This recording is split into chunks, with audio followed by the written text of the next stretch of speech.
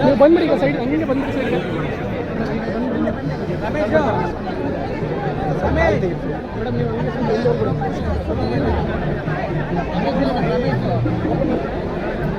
ಕುಮಾರ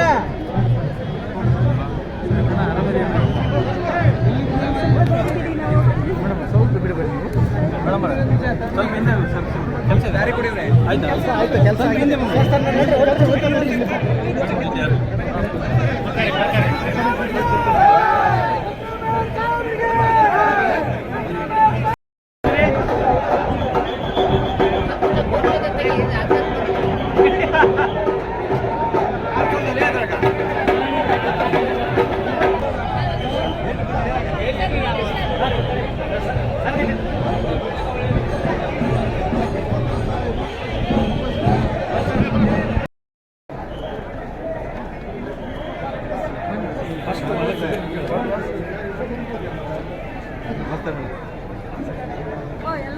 ಹ್ಞೂ ಮೇಡಮ್ ಬಂದೀವಿ ಮೇಡಮ್, ನೀವು ಕರಿಲ್ಲ ಅಂದರೆ ಬಂದೀವಿ ಮೇಡಮ್. ಹಾಂ ಅದಕ್ಕೆ ಬಂದೀವಿ ಮೇಡಮ್. ಸ್ವಲ್ಪ ನಮಗೆ ಭಾಳ ಇದಾಗುತ್ತೆ. ಹಾಂ ಮೇಡಮ್ ಇಲ್ಲೇ ಮಾತಾಡ್ತೀನಿ ಸರ್.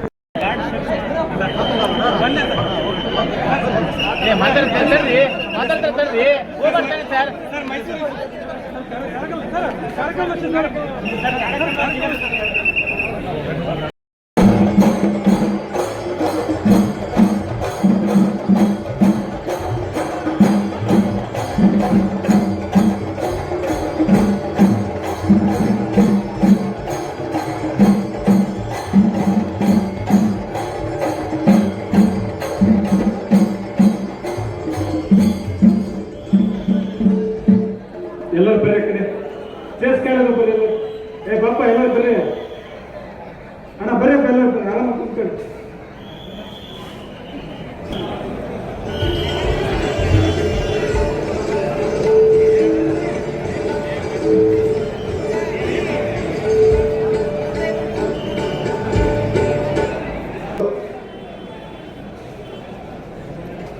ಬಹಳಷ್ಟು ದೊಡ್ಡ ಎತ್ತರದ ಸಾಧನೆ ಮಾಡಿರುವಂತ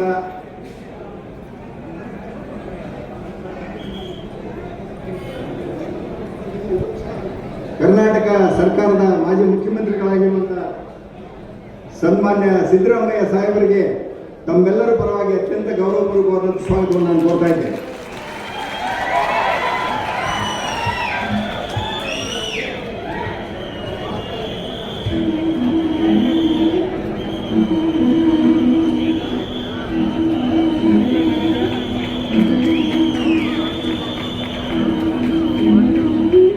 ನಮ್ಮ ಬಳ್ಳಾರಿ ಮಂತ್ರಿಗಳು ಈ ನಾಡು ಕಂಡಂತಹ ಸಮಾಜವಾದಿ ಚಿಂತಕ ಇರತಕ್ಕಂಥ ಶ್ರೀಯುತ ಸಿದ್ದರಾಮಯ್ಯನವರು ನಗಾರಿ ಬಾರಿಸುವ ಮೂಲಕ ಕಾರ್ಯಕ್ರಮ ಉದ್ಘಾಟಿಸಬೇಕಂತ ಕೇಳ್ಕೊಳ್ತಾ ಇದ್ದೇವೆ. ಹಾಗೆಯೇ ವೇದಿಕೆಯಲ್ಲಿರ್ತಕ್ಕಂಥ ಎಲ್ಲ ಗಣ್ಯಮಾನ್ಯರು ಈ ಒಂದು ಕಾರ್ಯಕ್ರಮಕ್ಕೆ ಸಾಕ್ಷೀಭೂತರಾಗಬೇಕಂತ ವಿನಂತಿಯನ್ನು ಮಾಡಿಕೊಳ್ತಾ ಇದ್ದೇನೆ.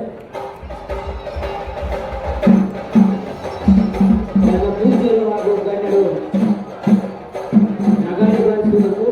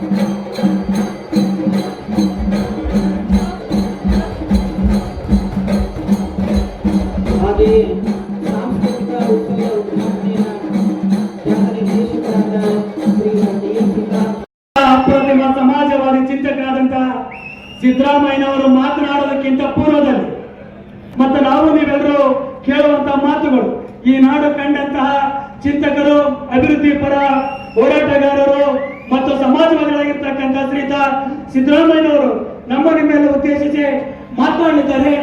ಅವ್ರನ್ನ ಜೋರ ಚಪ್ಪಾಳೆ ಅಂತ ಬರಮಾಡಿಕೊಳ್ಬೇಕಂತ ಕೇಳ್ಕೊತಾ ಇದ್ದಾರೆ.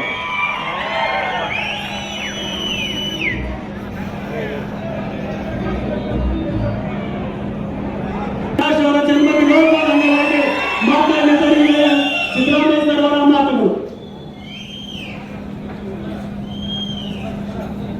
ಯಾವ ಸ್ಟೇಟ್ ಚಾನಲ್ ಇತ್ತು? ಈ ಸಮಾರಂಭದ ಸಾನ್ನಿಧ್ಯ ವಹಿಸಿರ್ತಕ್ಕಂಥ ಪೂಜ್ಯ ಚನ್ನವೀರ ಶಿವಯೋಗಿ ಸ್ವಾಮೀಜಿಗಳಿಗೆ ನಮಸ್ಕರಿಸಿ, ಲೋಕಸಭಾ ಸದಸ್ಯರಾದಂಥ ಶ್ರೀ ತುಕಾರಾಮ್ ಅವರ, ಈ ಕ್ಷೇತ್ರದ ಶಾಸಕರಾದಂಥ ಕೃಷ್ಣ ನಾಯ್ಕ್ ಅವರ, MP ಪ್ರಕಾಶ್ ಅವರ ಸುಪುತ್ರಿಯು ಶಾಸಕರು ಆದಂಥ ಶ್ರೀಮತಿ ಲತಾ ಮಲ್ಲಿಕಾರ್ಜುನ ಅವರ, ಶಾಸಕರಾದಂಥ ರಾಘವೇಂದ್ರ ಇಟ್ನಾಳ್ ಅವರ, ಇನ್ನೊಬ್ಬರು ಶಾಸಕರಾದಂಥ ಗಣೇಶ್ ಪ್ರಸಾದ್ ಅವರ, ಸಂಡೂರು ಶಾಸಕರಾದಂಥ ಶ್ರೀಮತಿ ಅನ್ನಪೂರ್ಣ ಅವರ, ಮಾಜಿ ಸಚಿವರಾದಂಥ ಅಮರೇಗೌಡ ಬಯ್ಯಾಪುರ ಅವರ, ಮಾಜಿ ಸಚಿವರು, ಈ ಕ್ಷೇತ್ರದ ಮಾಜಿ ಶಾಸಕರು ಆದಂಥ ಶ್ರೀ ಪರಮೇಶ್ವರ್ ನಾಯ್ಕ್ ಅವರ, ಮಾಜಿ ಸಚಿವರಾದಂಥ SS ಪಾಟೀಲ್ ಅವರ, ಮಾಜಿ ಸಚಿವೆಯಾದಂಥ ಶ್ರೀಮತಿ ಲೀಲಾದೇವಿ R ಪ್ರಸಾದ್ ಅವರ,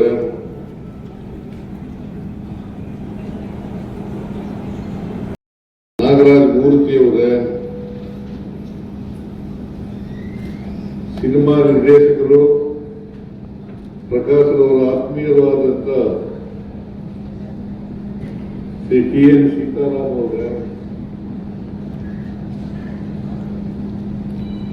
ರಂಗಕರ್ಮಿಯಾದಂಥ ಶ್ರೀ ಶ್ರೀನಿವಾಸ್ ಕಪ್ಪಣ್ಣ ಅವರ, ಜಿಲ್ಲಾ ಗ್ಯಾರಂಟಿ ಯೋಜನೆಗಳ ಸಮಿತಿಯ ಅಧ್ಯಕ್ಷರಾದಂಥ ಶಿವಮೂರ್ತಿ ಅವರ, ಎಲ್ಲ ಆಹ್ವಾನಿತ ಗಣ್ಯರ ಪೂಜ್ಯರು, ಇಲ್ಲಿ ಪ್ರಕಾಶ್ MP ಪ್ರಕಾಶ್ ಅವರ ಅಭಿಮಾನಿಗಳೇ, ಒಂದು ಭಗಿನಿಯರೇ, ಮಾಧ್ಯಮದ ಸ್ನೇಹಿತರೆ, ಸುಮಾ ಪ್ರಕಾಶ್ ಅವರು ನನಗೆ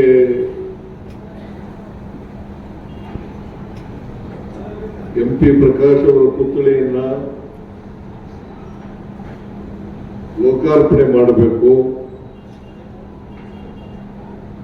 ಮತ್ತೆ ಅವರ ಜನ್ಮದಿನೋತ್ಸವ ಕಾರ್ಯಕ್ರಮ ಹಮ್ಮಿಕೊಂಡಿದ್ದೇವೆ.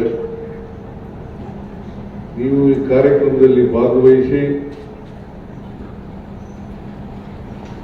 MP ಪ್ರಕಾಶ್ ಅವರ ಪುತ್ಥಳಿಯನ್ನು ಅನಾವರಣ ಮಾಡಬೇಕು ಅಂತೇಳಿ ನನಗೆ ಆಹ್ವಾನವನ್ನು ನೀಡಿದರು.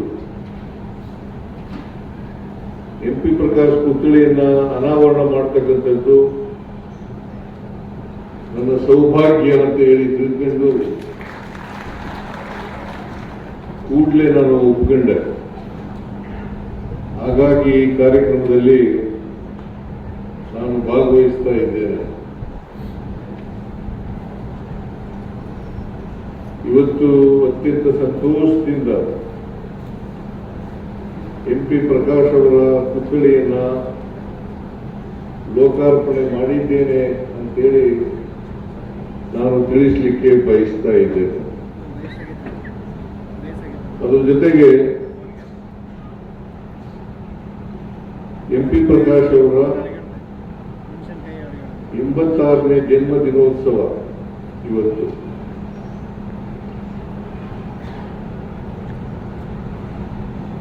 ಅವರು 15 ವರ್ಷಗಳಾಯಿತು ಅವ್ರ ಕಾಲವಾಗಿ.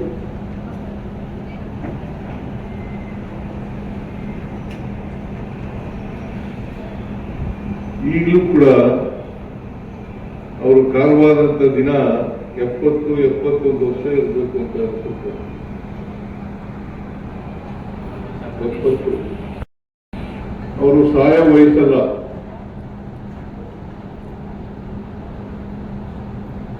ಆದ್ರೂ ಕೂಡ ನಮ್ಮನ್ನೆಲ್ಲ ಅಗಲಿದ್ರು ಅವರು.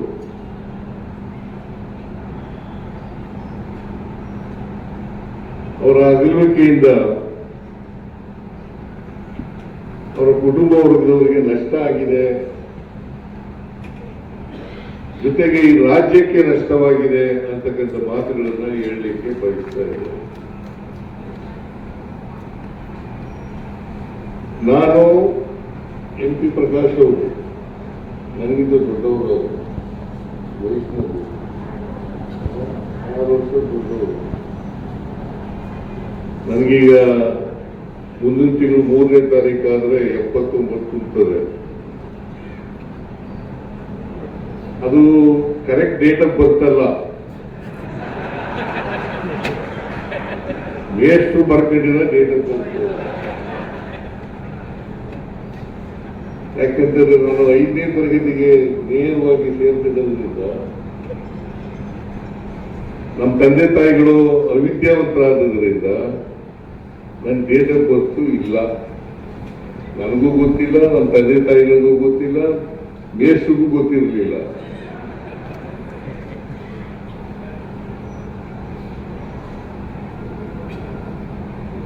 ಮೇಷ್ಟ್ರು ರಾಜಪ್ಪ ಅಂತ ಮೇಷ್ಟ್ರು ಆಗ ಹೆಡ್ ಮಾಸ್ಟರ್ ಆಗಿದ್ರು.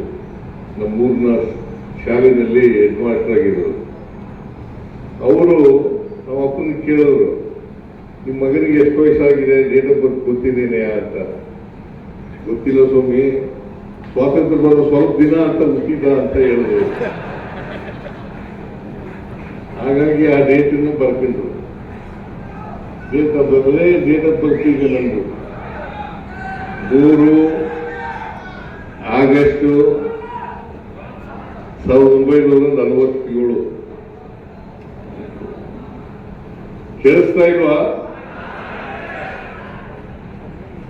47, 1947. ಇವರು ನನಗಿಂತ 6-7 ವರ್ಷ ದೊಡ್ಡವರು.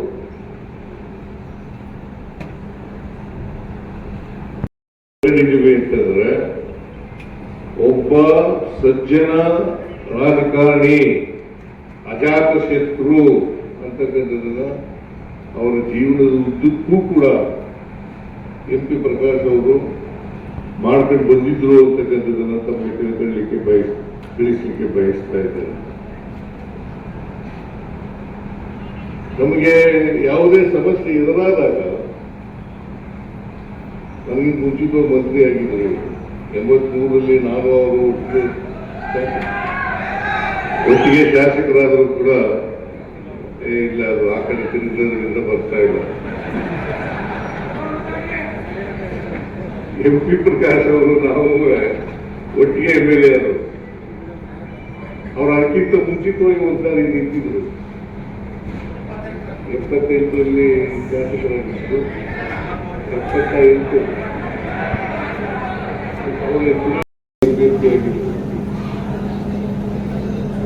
ಆಗ ನಾನು ಜನತಾ ಪಾರ್ಟಿನಲ್ಲೇ ಇದ್ದೆ. ನಾನು ಟಿಕೆಟ್ ಕೇಳದೆ ಕೊಡ್ಲಿಲ್ಲ. ನನಗೆ MP ಪ್ರಕಾಶ್ಗೆ ಟಿಕೆಟ್ ಸಿಕ್ತು. ಅವರು ಆ ಸಾರಿ ಸೋತರು. 83ರಲ್ಲಿ ಗೆದ್ದರು. ನಾನು 83ರಲ್ಲಿ ನನಗೂ 83 ಸೋಷಲಿಸ್ಟ್ ಪಾರ್ಟಿನಲ್ಲಿ ಪ್ರಮುಖ ನಾಯಕರಲ್ಲಿ ಒಬ್ಬರಾಗಿದ್ದರು. ಮಾತುಗಳನ್ನ ನಾನು ಇವತ್ತು ನೆನ್ಕೊಳ್ಳಲಿಕ್ಕೆ ಬಯಸ್ತಾ ಇದ್ದೇನೆ. MP ಪ್ರಕಾಶ್ ಅವರು ಬಹಳ ಬುದ್ಧಿವಂತರು. ಬಹುಶಃ ರಾಜಕಾರಣಿಗಳಲ್ಲಿ ಅವರಷ್ಟು ಓದಂತವರು ಬಹಳ ಕಡಿಮೆ ಅಂತಕ್ಕಂಥ ಮಾತುಗಳನ್ನು ಹೇಳಲಿಕ್ಕೆ ನನಗೆ ಸಂತೋಷ ಆಗ್ತಾ ಇದೆ. ಯಾಕಂತಂದ್ರೆ ರಾಜಕಾರಣಿಗಳಲ್ಲಿ ಓದ್ಕೊಂಡಿರತಕ್ಕಂಥವ್ರು ಹೋಗ್ತಕ್ಕಂಥ ಸಾಧ್ಯತೆ ಇತ್ತು ಇವತ್ತಿನ ಪರಿಸ್ಥಿತಿಯಲ್ಲಿ.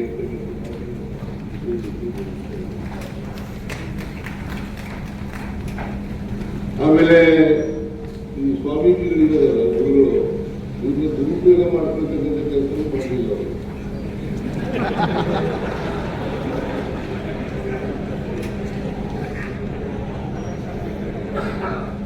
ಒಂದು ವೇಳೆ ಜಾತಿ ಮಾಡಿದ್ರೆ ಗುರುಗಳನ್ನ ದುರುಪಯೋಗ ಮಾಡ್ಕೊಂಡಿದ್ರೆ ಅವರು ಇನ್ನೂ ರಾಜಕೀಯವಾಗಿ ಎತ್ತರಕ್ಕೆ ಬೆಳೀತಕ್ಕಂಥ ಸಾಧ್ಯತೆ ಇತ್ತು ಅಂತಕ್ಕಂಥದ್ದನ್ನ ಇವತ್ತು ಹೇಳಿದ್ದಾರೆ. ಅವರು ಕನ್ನಡ ಮತ್ತು ಸಂಸ್ಕೃತಿ ಇಲಾಖೆ ಸಚಿವರು, ನಾನು ಹಣಕಾಸಿನ ಮಂತ್ರಿ. ದೇವೇಗೌಡರು ಮುಖ್ಯಮಂತ್ರಿ ಆಗಿರುವಾಗ ನಾನು ಹಣಕಾಸಿನ ಮಂತ್ರಿ.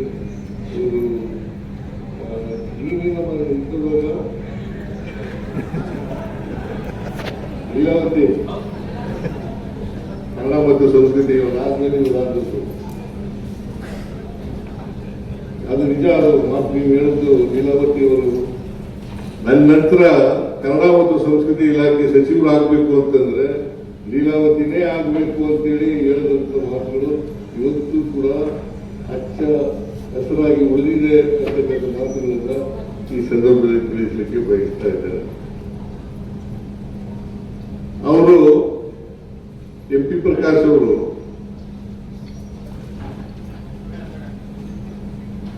ಈ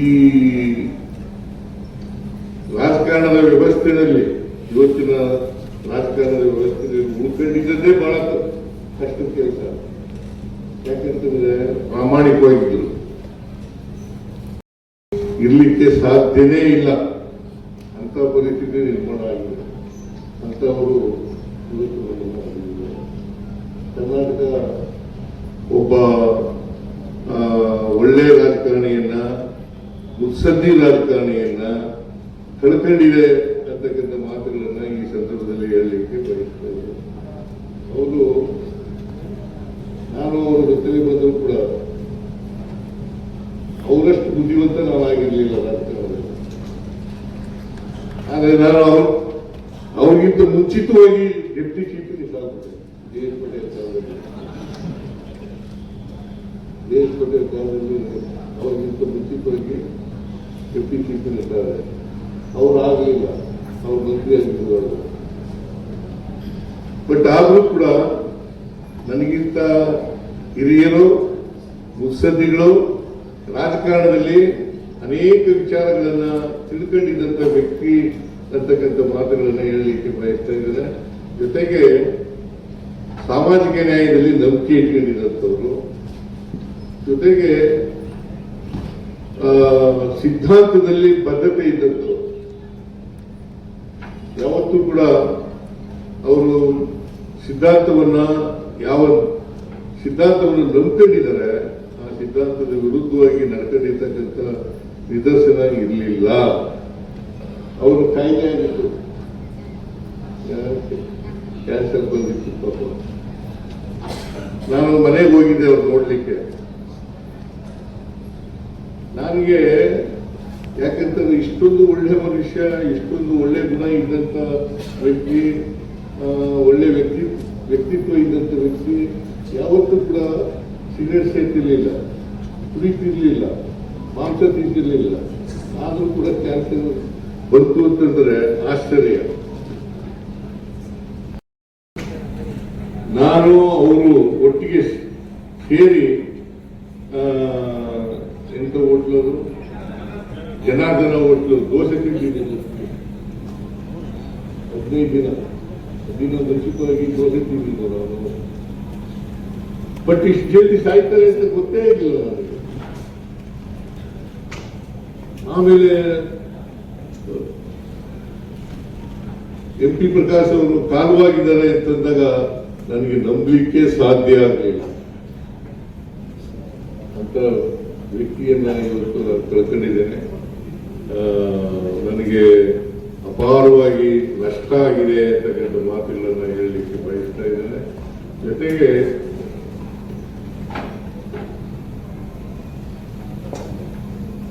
ನಾನು ದೇವೇಗೌಡರು, ನಾನು, ಸಿಂಧಿಯರವರು, ಇಬ್ರಾಹಿಂ ಅವರು, ನಾವು 4 ಜನ 94ರಲ್ಲಿ ಏನಾಗ್ತಾರೆ 2004ರಲ್ಲಿ ನಾವೆಲ್ಲ ಜನತಾದಳ ಎಸ್ನಲ್ಲಿ ಇತ್ತು. ಮಂತ್ರಿಮಂಡಲ ಮಾಡಬೇಕಾಗಿತ್ತು. ಯಾರು ಮುಖ್ಯಮಂತ್ರಿ ಆಗಬೇಕು ಅಂತ ಹೇಳೋರು. MP ಪ್ರಕಾಶ್ ಅವರು ಸಿದ್ದರಾಮಯ್ಯ ಮುಖ್ಯಮಂತ್ರಿ ಆಗಲಿ ಅಂತ ಹೇಳೋರು. ಸಿದ್ದರಾಮಯ್ಯ ಮುಖ್ಯಮಂತ್ರಿ ಆಗಲಿ ಅಂತ ಹೇಳೋದು. ಅವ್ರ ಹೆಸರು ಹೇಳ್ತಿರ್ಲಿಲ್ಲ, ನಾನು ಮುಖ್ಯಮಂತ್ರಿ ಆಗ್ತೀನಿ ಅಂತ ಅವ್ರ ಹೆಸರು ಹೇಳ್ತಿರಲಿಲ್ಲ. ನನ್ನ ಹೆಸರು ಸಲಹೆ ಮಾಡಿದ್ರು. ಆದ್ರೆ ನಾನು ಆಗ್ಲಿಲ್ಲ ಬಿಡಿ ಅಂತಾನೆ. ನರಸಿಂಗ್ ಅವರು ಮುಖ್ಯಮಂತ್ರಿ ಆದರು. ಯಾಕೆಂದ್ರೆ ಕಾಂಗ್ರೆಸ್ ನಾವು ಅಲಯನ್ಸ್ ಮಾಡಿಕೊಂಡು ಸರ್ಕಾರ ಮಾಡಿದ್ರು. ಹಾಗಾಗಿ ನರಸಿಂಗ್ ಅವರ ಮಂತ್ರಿಮಂಡಲದಲ್ಲಿ ಡೆಪ್ಟಿ ಚೀಫ್ ಮಿನಿಸ್ಟರ್ ಆದ್ರೆ ಅವರು ಮಂತ್ರಿ ಆದರು. ಆಮೇಲೆ ನಾನು ಕಾಂಗ್ರೆಸ್ ಸೇರಿದ ಮೇಲೆ ಇವರೆಲ್ಲ ಇದ್ದಾರಲ್ಲ,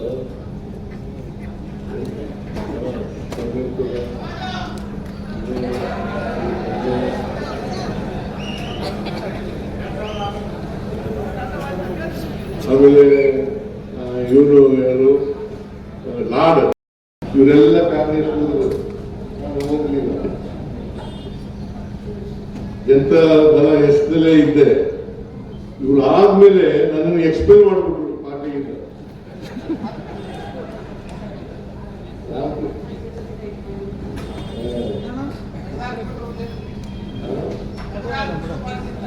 ಪಾರ್ಟಿಯಿಂದ ಕಿತ್ತಾಕ್ಬಿಟ್ರು.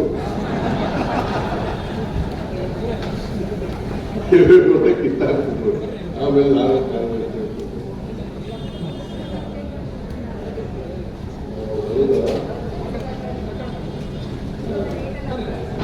ಹೌದಾ, ನಾನು ಬರ್ತಿರ್ಬೇಕು.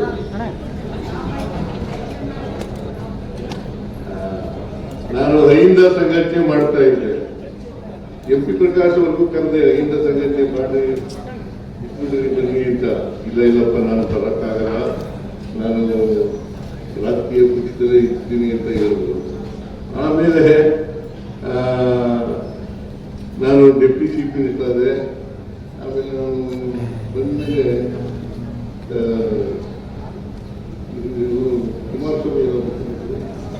ಕುಮಾರಸ್ವಾಮಿ ಮುಖ್ಯಮಂತ್ರಿ ಆದರು.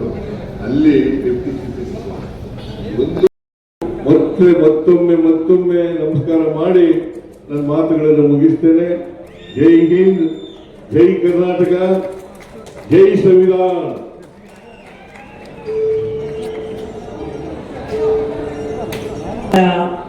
ಶಾಶ್ವತ ಮುಖ್ಯಮಂತ್ರಿಗಳಂತ ಹೆಸರೇ ಪಡೆದಂತಹ ಸಿದ್ದರಾಮಯ್ಯ ಅವರಿಗೆ ತುಂಬ ಧನ್ಯವಾದಗಳನ್ನು ಅರ್ಪಿಸ್ತಾ ಇದ್ದೇವೆ. ರಂಗಭಾರತಿ MP ಪ್ರಕಾಶ್ ಪ್ರತಿಷ್ಠಾನ್ ಮತ್ತು MP ಪ್ರಕಾಶ್ ಸಮಾಜಮುಖಿ ಟ್ರಸ್ಟ್ ವತಿಯಿಂದ ಗೌರವ ಸಮರ್ಪಣೆಯನ್ನ ಸಲ್ಲಿಸ್ತಾ ಇದ್ದಾರೆ. ಒಂದು ಜೋರ ಚಪ್ಪಾಳೆಯೊಂದಿಗೆ ತಮ್ಮ ಸಮರ್ಪಣೆಯನ್ನು ಸಲ್ಲಿಸಬೇಕಂತ ಹೇಳಿ ವಿನಂತಿಯನ್ನು ಮಾಡಿಕೊಳ್ತಾ ಇದ್ದೇನೆ. MP ಪ್ರಕಾಶ್ ಮತ್ತು ಸನ್ಮಾನ್ಯ ಸಿದ್ದರಾಮಯ್ಯ ಅವರ ಜೊತೆಯಾಗಿ ರಾಜಕೀಯ ಜೀವನವನ್ನು ಪ್ರಾರಂಭಿಸಿದ ಅನುಭವಗಳನ್ನು ಮೆಲುಕು ಹಾಕಿಕೊಂಡಿದ್ದಕ್ಕೆ ಅವರಿಗೆ ತುಂಬ ಹೃದಯದ ಧನ್ಯವಾದಗಳನ್ನು ಈ ಸಂದರ್ಭದಲ್ಲಿ ಸಲ್ಲಿಸ್ತಾ ಇದ್ದೇವೆ.